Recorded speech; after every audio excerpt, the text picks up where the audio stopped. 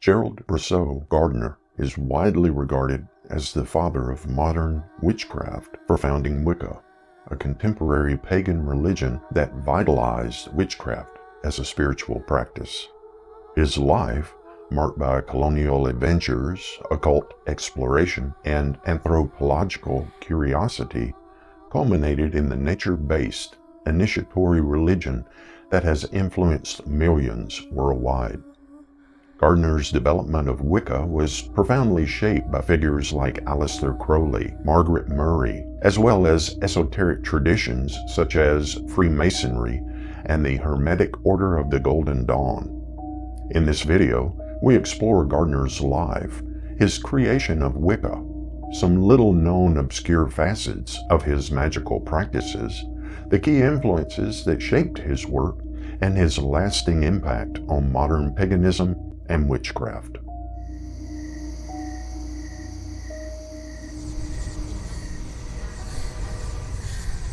Satan, Lucifer, Belial, Leviathan, Samael.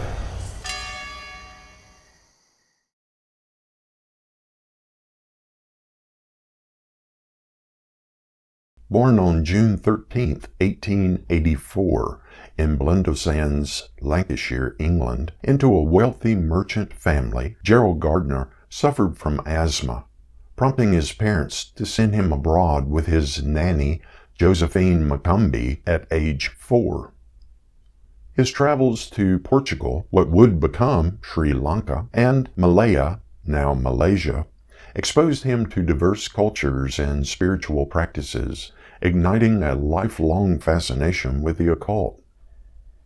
Malaya, which existed from the late 18th century until independence in 1957, included key states like Penang, Malacca, and Johor, where Gardner worked as a civil servant in the 1920s and 30s.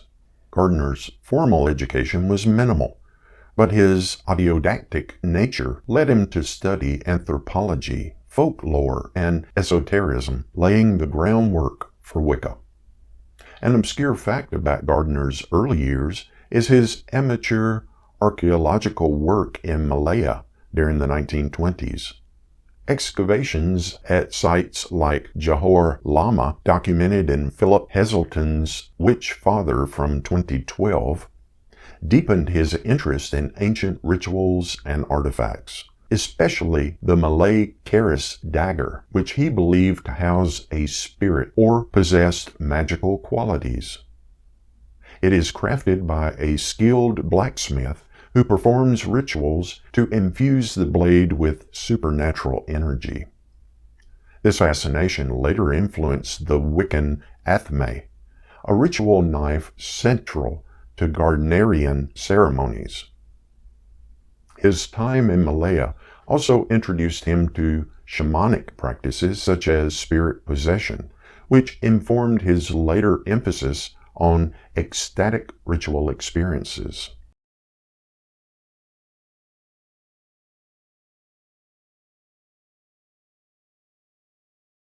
Gardner's creation of Wicca was a synthesis of diverse influences, each contributing distinct elements to his magical system.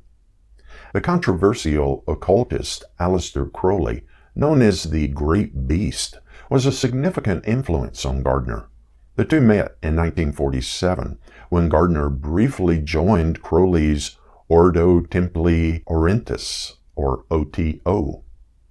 According to OTO records cited in Aleister Crowley and the 20th Century Synthesis of Magic from 2007, Gardner paid Crowley £100 for a copy of the unpublished Liber al Vel Legis and received a charter to establish an OTO lodge. Crowley's influence is evident in Wiccan rituals like the Great Rite, a symbolic or literal union of masculine and feminine energies which parallels Crowley's sex magic. Gardner also adapted Crowley's poetic style and ritual structure, though he later downplayed this connection to emphasize Wicca's distinct identity. An obscure detail noted in Aidan Kelly's Crafting of the Art of Magic from 1991 is that early versions of Gardner's Book of Shadows contain verbatim passages from Crowley's Gnostic Mass, which were later revised by Doreen Valente to remove the overt elements. The anthropologist Margaret Murray's 1921 book, The Witch Cult in Western Europe, profoundly shaped Gardner's narrative of Wicca as a surviving pre-Christian religion. Murray's controversial thesis posited that European witchcraft was a remnant of an ancient pagan fertility cult, a claim Gardner adopted to legitimize Wicca. While Murray's ideas have been largely debunked, Gardner's correspondence with her in the 1940s, per Hazelton's research, and her work inspired his portrayal of witches as practitioners of a secret nature-based tradition. Gardner joined the Malacca Lodge of Freemasonry in Singapore in 1927, and later a co-Masonic mixed-gender lodge in Malaya. Freemasonry's ritual structure, degrees, and symbolic tools such as the square and compass greatly influenced Wicca's initiatory system, and the use of ritual implements like the athame and chalice were greatly used. An obscure fact noted in Wiccan Roots from 2000 is that Gardner incorporated Masonic oaths of secrecy into Wiccan initiations, adapting their wording to emphasize loyalty to the coven. The Golden Dawn, a 19th century magical order, influenced Gardner through its emphasis on ceremonial magic and elemental symbolism.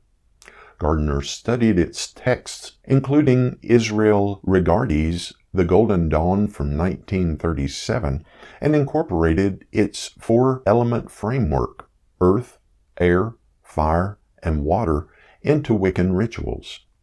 A lesser-known influence, per Valente's The Rebirth of Witchcraft in 1989, is Gardner's adaptation and incorporation of the Golden Dawn's lesser banishing ritual of the pentagram into Wicca's circle-casting ceremonies.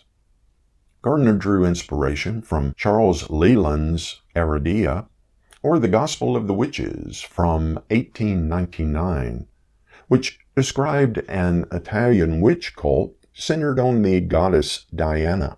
Gardner adopted Aradia as a deity in Wicca and incorporated Leland's emphasis on folk magic, such as using charms and incantations. An obscure practice noted in Patricia Crowther's High Priestess from 1992 is Gardner's use of Italian strega, or Italian witchcraft, including a spell to invoke Diana using a mirror which he taught to his early initiates. Gardner's decades in Asia exposed him to Hindu, Buddhist, and Malay spiritual practices. He observed shamanic rituals, including trance states, which influenced Wicca's ecstatic elements, such as dancing to raise energy. A little-known detail cited in Philip Heselton's Gerald Gardner and the Cauldron of Inspiration from 2003 is Gardner's study of tantric practices in Malaya, which inform the symbolic union of opposites in Gardner's Great Rite.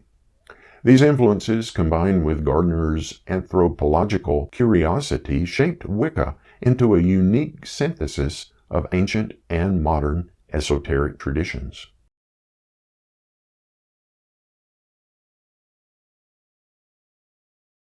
Gardner's most significant contribution to modern spirituality was his role in founding Wicca, a nature-based, initiatory religion that combines elements of ancient paganism, ceremonial magic, and folklore.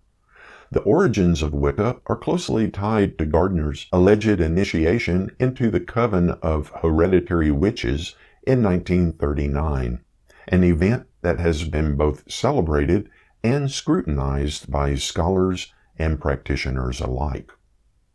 Gardner claimed initiation into the New Forest Coven in 1939, a group led by Dorothy Clutterbuck, which he said practiced an ancient witch cult. Historians like Ronald Hutton question the coven's very existence.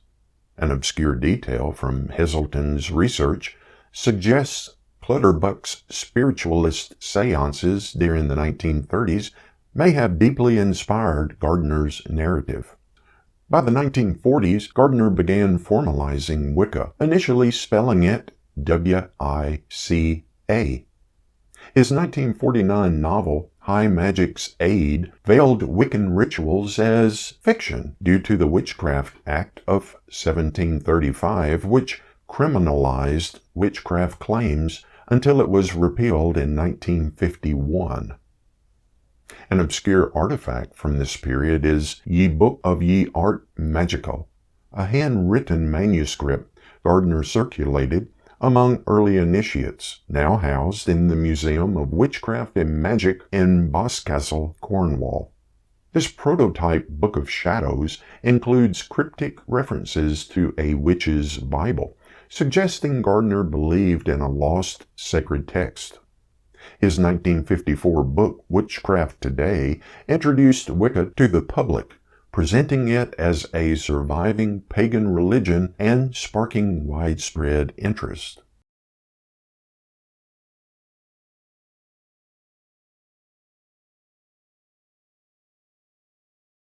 Gardnerian Wicca, as the tradition founded by Gardner is known, is characterized by several distinct features. It is an initiatory religion, meaning that one must be formally initiated by a practicing Wiccan to become a member of the coven. The tradition emphasizes ritual magic, with ceremonies often performed sky-clad to symbolize spiritual purity and equality. Gardnerian rituals, typically conducted within a consecrated circle, include practices such as casting spells, invoking deities, and celebrating seasonal festivals known as Sabbats. The Wiccan Rede, a moral guideline often summarized as "an it harm none, do what ye will," is a central tenet of Gardnerian Wicca, emphasizing personal freedom tempered with responsibility. Gardner also introduced the concept of the Book of Shadows, a personal or coven-specific grimoire containing rituals, spells, and spiritual teachings. Each initiate copies their high priestess or high priest's Book of Shadows, adding their own insights over time. Gardner's Wicca also places a strong emphasis on gender polarity, with rituals often involving a high priestess and high priest working together to balance the feminine and masculine energies. This aspect of his tradition has been both praised for its inclusivity of female leadership and criticized for its rigid gender roles by modern feminist witches.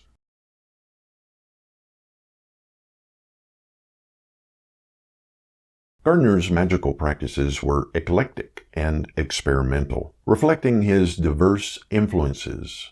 Let's examine some of the lesser-known aspects of his practice.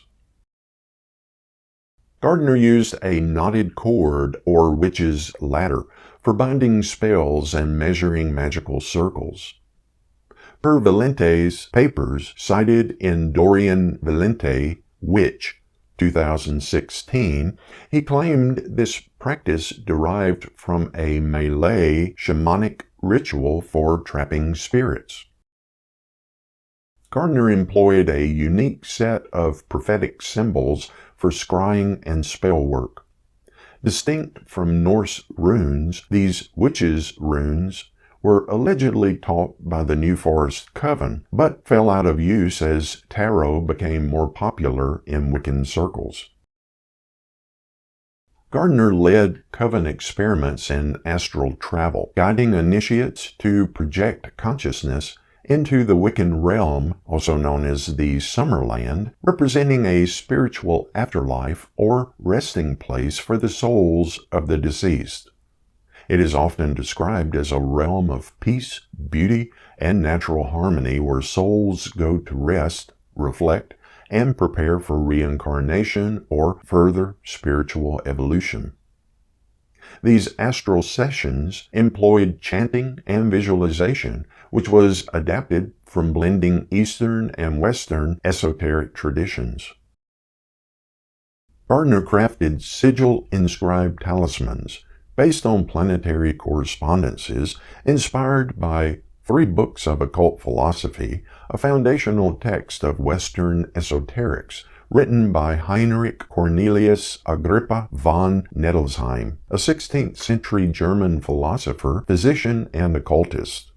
A collection of artifacts, ritual tools, manuscripts, and other items related to Gardner's practice of Wicca, preserved by Monique Wilson, includes amulets for protection and prosperity.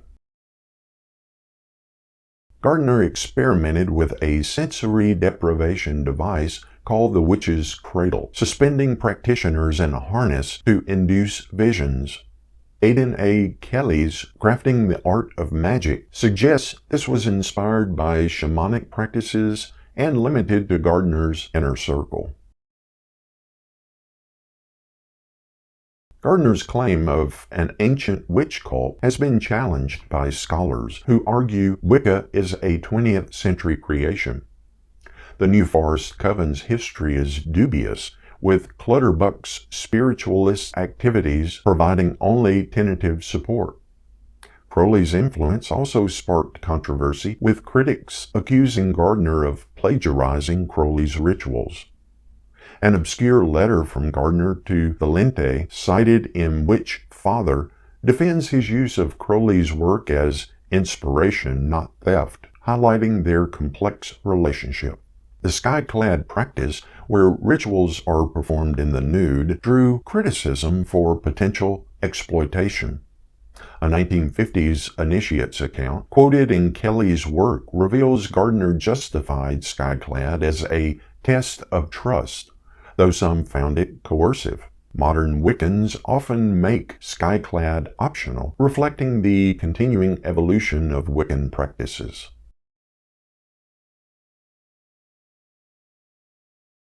Gardner mentored figures like Doreen Valente, who refined Wiccan rituals by reducing Crowley's influence.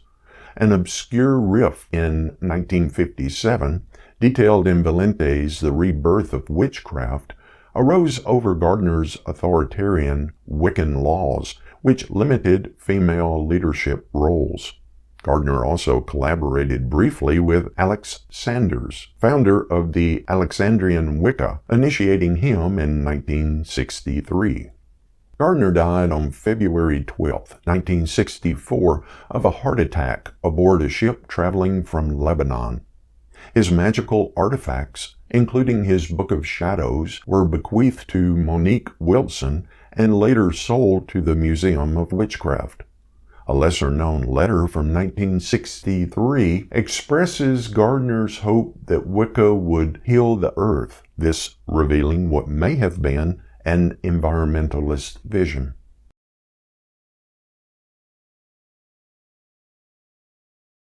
Wicca, now a global religion, owes its very existence to Gardner's synthesis of Crowley, Murray, Freemasonry, and other influences.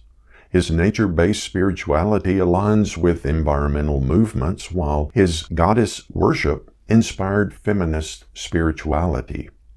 He also influences the Church of All Worlds, a neo-pagan group that adopted Wiccan rituals after corresponding with Gardner. Despite debates over Wicca's authenticity and veracity, Gardner's courage in publicizing witchcraft destigmatized paganism. His obscure practices, from witches' runes to the witch's cradle, underscore his experimental spirit, ensuring his legacy endures. Gerald Gardner's life bridged a colonial exploration and esoteric innovation, culminating in Wicca's creation. Influenced by many, he crafted a religion that celebrates nature, magic, and the divine feminine. Obscure practices and artifacts reveal a magician unafraid to blend traditions, leaving a legacy that continues to inspire the modern left-hand path today. What are your thoughts? Leave a comment below. And until next time, this has been Aleister Nacht. Ave Satanas.